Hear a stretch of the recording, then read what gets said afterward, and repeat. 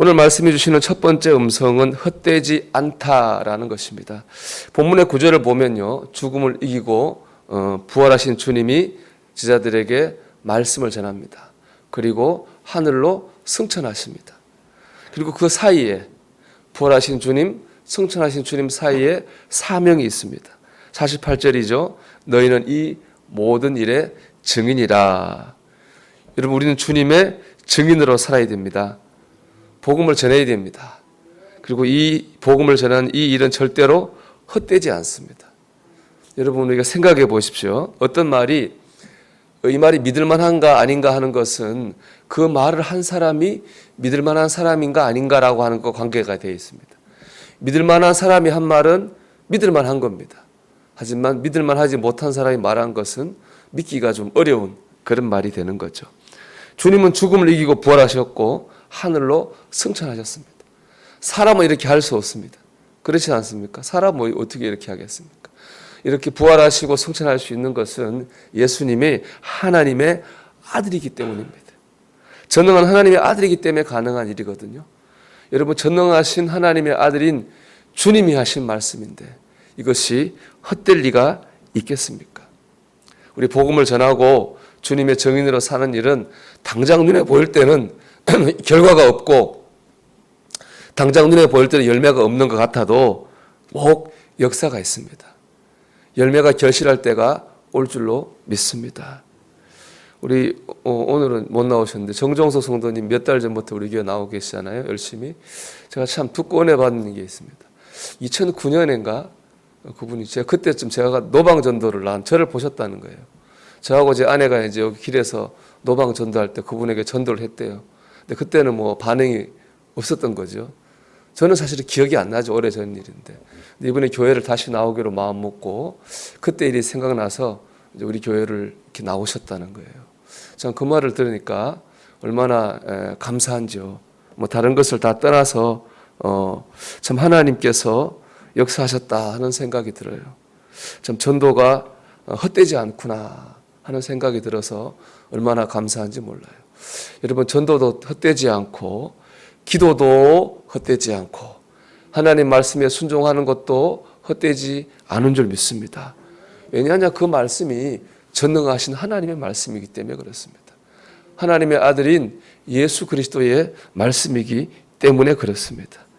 우리가 주님을 바라보고 믿음으로 나가야 되겠습니다.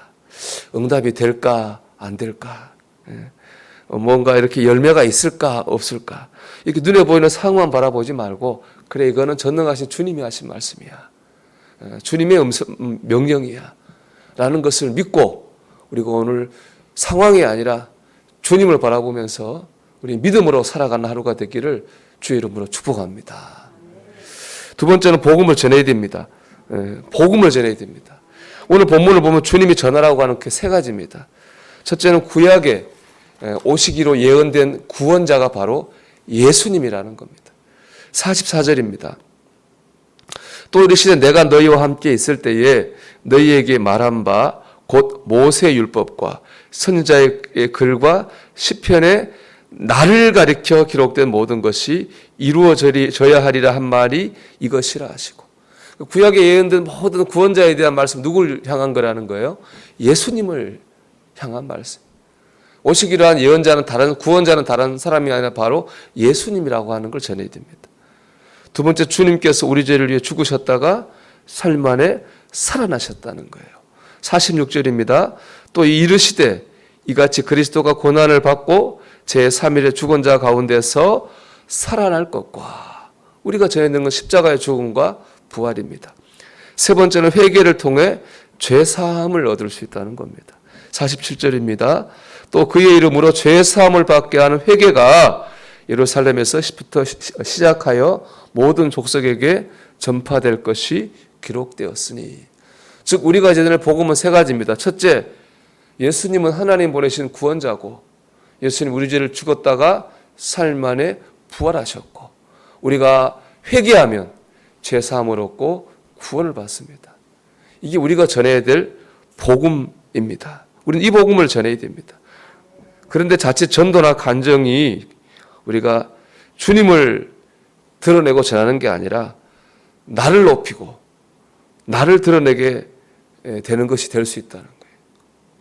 자식을 통해 이제 간증하며 전도하는 건 좋은데 잘못하면은 전도가 아니라 이게 자식 자랑이 될 수 있어요.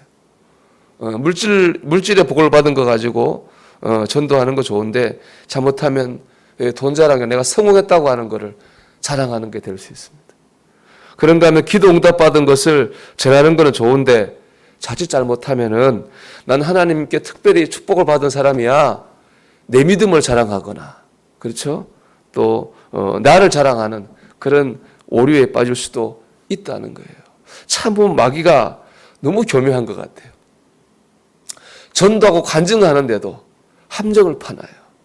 거기로 우리를 하여금 죄에 빠지게 하고 오히려 하나님의 영광을 가리게 합니다. 그러니까 우리가 정말 영적으로 깨어있어야 됩니다. 진짜 마귀는 두루다니며 삼자를 찾는다고 그랬는데 딱 맞아요. 어떻게 전도하고 간증할 때도 마귀가 그렇게 함정을 파놓습니까? 우리가 깨어있어야 됩니다. 갈라디아 6장 14절 말씀, 그러므로 내게 우리 주 그리스도의 예수 그리스도의 십자가 외에 결코 자랑할 것이 없으니, 우리가 이것을 깨어있어 가지고 오직 십자가만 자랑하려고 해야 됩니다. 나를 드러내고 내지 않고 주님을 드러내려고 해야 됩니다. 이런 전도는 절대로 헛되지 않고 꼭 주님의 역사가 나타나게 될 줄로 믿습니다.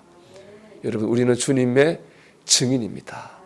그리고 이 증인으로 사는 것이 헛되지 않습니다.